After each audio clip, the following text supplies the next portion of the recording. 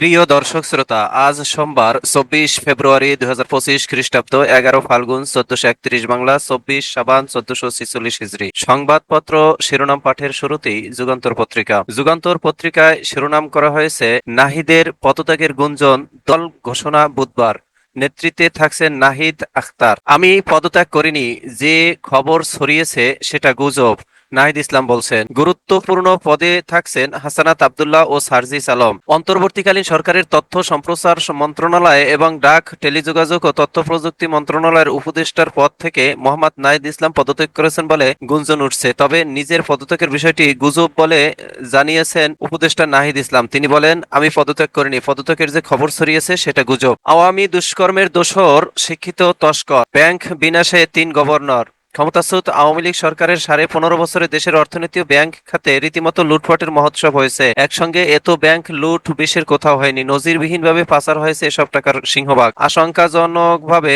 বেড়েছে খেলাপি ঋণ। এতে অতিমাত্রায় দুর্বল হয়ে পড়েছে গোটা ব্যাংক খাত। এরপর থেকেই দেশের সার্বিক অর্থনীতিতে শুরু হয় রক্তক্ষরণ, যা এখনো অব্যাহত। এসব নীতি বহির্ভূত কর্মকাণ্ডে সহায়তা করছেন ব্যাংক ও অর্থনীতি সুরক্ষার দায়িত্বে থাকা কেন্দ্রীয় ব্যাংকের সাবেক 3 গভর্নর ডক্টর আতিউর রহমান, ফজলে কবির ও আব্দুর রউফ তালুকদার। তাদের নীতিগত ও প্রত্যক্ষ সহযোগিতায় ব্যাংক দখল, লুট, বর্বর জালিয়াতির ঘটনা ঘটে। ব্যাংক বিনাশে আওয়ামী দুষ্কর্মের এই 3 দোসর শিক্ষিত তস্কর হিসাবে সবার কাছে পরিচিত। আতিউরের আমলে নানা অপকর্ম শুরু, জালিয়াতি আড়াল করছেন ফজলে কবির, টাকা ছাপানোর হিরিক রৌফের সময়। প্রতিরক্ষা শক্তিশালী না হলে পররাষ্ট্রনীতি কার্যকর সম্ভব নয়, বলছেন সেনাপ্রধান। কোহলি রেকর্ডে পিষ্ট Pakistan, no treatment no release. আহতদের চিকিৎসা বন্ধের নির্দেশ ছিল হাসিনার। ডোনাল্ড ট্রাম্পের এক মন্তব্যে তোলফাড়, মুখ খুলছে না কেউ, রহস্য ঘনীভূত হচ্ছে। অজ্ঞাত প্রতিষ্ঠানকে 29 মিলিয়ন ডলার সহায়তা। বিশ্লেষকরা বলছেন এটি অস্বাভাবিক দাবি। এনজিও ব্যুরো বলছে তাদের মাধ্যমে এই অর্থ আসেনি। এসপিএল বাস্তবায়ন করছে ডেমোক্রেসি ইন্টারন্যাশনাল। ডিসেম্বর লক্ষ্য রেখে জাতীয় নির্বাচনের প্রস্তুতি চলছে, ইসি আনোয়ারুল ইসলাম সরকার বলছেন। এই ছিল যুগান্তর পত্রিকার প্রথম পাতার সংবাদ। এবারে শেষের পাতার সংবাদ। শেষের পাতার সংবাদ শিরোনাম করা হয়েছে, গ্যাসের দাম বাড়লে শিল্প টিকবে না, ইআরএফ এর সেমিনারে উদ্বেগ। সংবাদপত্রে কর্পোরেট কর অযৌক্তিক, বাংলাদেশকেই ঠিক করতে হবে তারা কেমন সম্পর্ক চায়, জয়শঙ্কর বলছেন। সরকার কিছুটা হলেও লক্ষ্য থেকে বিচ্যুত। আইনজীবী ফোরামের কর্মশালায় তারেক রহমান বলছেন, 2008 সালের নির্বাচনে ঘাপলা ছিল, গণতন্ত্রের স্বার্থে মেনে নিয়েছিলাম। নির্বাচন হলে দেশে স্থিতিশীলতা আসবে। ইলন মাস্ককে ঢাকা সফরের আমন্ত্রণ ডক্টর ইউনূসের, স্টারলিং সেবা চালুর প্রস্তাব। প্রধান উপদেষ্টা অধ্যাপক ডক্টর মোহাম্মদ ইউনূস যুক্তরাষ্ট্রের শীর্ষ ব্যবসায়ী এবং স্পেস এক্স এর প্রধান নির্বাহী কর্মকর্তা সিও ইলন মাস্ককে বাংলাদেশ সফরের আমন্ত্রণ জানিয়েছেন। তিনি দেশে স্টারলিং স্যাটেলাইট সেবা চালুর প্রস্তাব দিয়েছেন। 19 ফেব্রুয়ারি ইলন মাস্ককে পাঠানো এক চিঠিতে প্রধান উপদেষ্টা উল্লেখ করেন যে তার বাংলাদেশ সফর দেশের তরুণ তরুণীদের সঙ্গে সাক্ষাতের সুযোগ করে দেবে,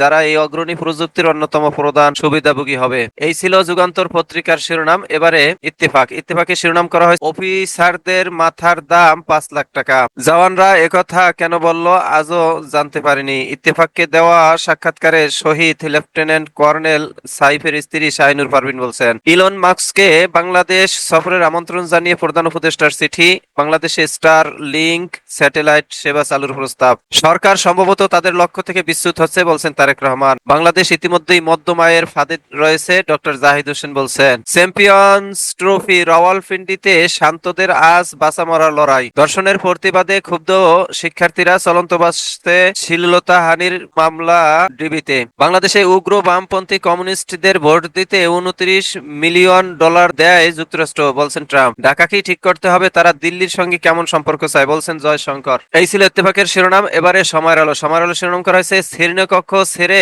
আন্দোলনে। প্রতিদিনই বিভিন্ন দাবিতে শ্রেণীকক্ষ ছেড়ে আন্দোলনে রাজপথে নামছেন শিক্ষকরা। গণ অভ্যুত্থান পরবর্তী ছাত্র জনতার অন্যতম প্রত্যাশা ছিল শিক্ষা খাতে বড় সংস্কার। ইলন মাস্ককে সফরের আমন্ত্রণ জানিয়ে চিঠি প্রধান উপদেষ্টার। এবার নির্বাচনী ইফতার, হোটেল রেস্তোরাঁ বুকিং শুরু। নো ট্রিটমেন্ট নো রিলিজ, গুলিতে মারা গেছে এই কথাটিও লিখতে দেওয়া হয়নি ডেথ সার্টিফিকেটে। বাংলাদেশ পাকিস্তান সরাসরি বাণিজ্য শুরু, স্বাধীনতার পর প্রথম উদ্যোগ। 26,000 টন টন চাল নিয়ে রওনা দিয়েছে পাকিস্তানি কার্গো জাহাজ। চ্যাম্পিয়ন্স ট্রফি, বাংলাদেশের টিকে থাকার লড়াই আজ। ছাত্রলীগের প্রতিচ্ছবি দেখছেন শিবির সভাপতি। মধুর ক্যান্টিনে শিবিরের উপস্থিতি মুক্তিযুদ্ধকে কলঙ্কিত করবে। ডাকাতের হানায় নিজ বাড়িতে অভিনেতা আজাদ গুলিবিদ্ধ। উগ্র বামপন্থীদের ভোট দিতে $29 মিলিয়ন খরচ। রাজধানীতে ব্যবসায়ীকে গুলি, 200 ভরি স্বর্ণ লুট। এই ছিল সময়ের আলোর শিরোনাম। এবারে আজকালের খবর। আজকালের খবর পত্রিকার শিরোনাম করা হয়েছে ডিসেম্বর টার্গেট করে নির্বাচনী প্রস্তুতি, রোডম্যাপ জুনের পর। চ্যালেঞ্জ মোকাবিলায় প্রস্তুত থাকার আহ্বান সেনাপ্রধানের। $29 মিলিয়ন ট্রাম্পের বিস্ফোরক বক্তব্যে তোলপাড়। ভোলায় রপ্তানি প্রক্রিয়া জোন স্থাপনের সিদ্ধান্ত প্রধান উপদেষ্টার। অন্তর্বর্তী সরকার লক্ষ্য থেকে কিছুটা বিচ্যুত হচ্ছেন। খালেদা জিয়ার খালাসের রায়ের বিরুদ্ধে আপিল শুনানি 2 মার্চ। জিয়া চ্যারিটেবল মামলা। 25 ফেব্রুয়ারিকে জাতীয় শহীদ সেনা দিবস ঘোষণা। মধুর ক্যান্টিনে শিবিরের উপস্থিতি মুক্তিযুদ্ধকে কলঙ্কিত করবে বলছে ছাত্রদল। নিষিদ্ধ ছাত্রলীগের পথ অনুসরণ করছে ছাত্রদল বলছে শিবির।